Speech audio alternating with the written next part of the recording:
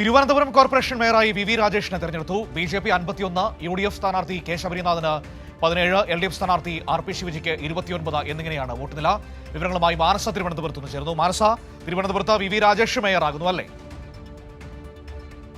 സൂചിപ്പിച്ചതുപോലെ തന്നെ തിരുവനന്തപുരം കോർപ്പറേഷൻ മേയറായി വി രാജേഷ് ചുമതലയേറ്റു.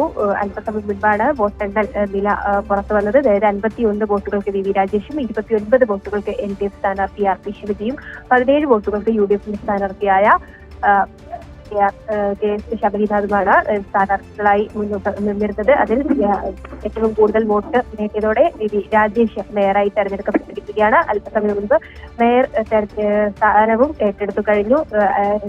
BJPയുടെ മുതിർന്ന നേതാക്കളൊക്കെയും തന്നെ ഇവിടെ ഉണ്ടായിരുന്നു.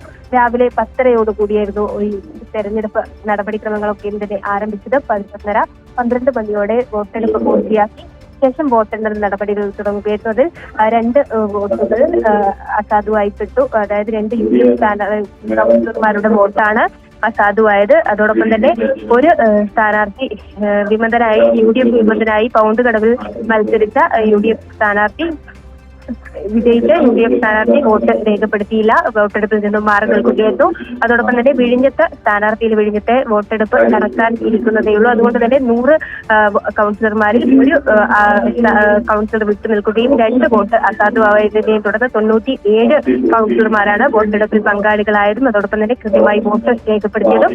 ഏതായാലും ഇപ്പോൾ ബാക്കിയുള്ള നടപടിക്രമങ്ങൾ നഗരസഭാ കൗൺസിൽ ഹാളിൽ പുരോഗമിക്കുകയാണ്. മാനസ തിരുവനന്തപുരത്ത് വിവരങ്ങൾ നൽകിയത്. തിരുവനന്തപുരം കോർപ്പറേഷൻ മേയറായി വി രാജേഷ്.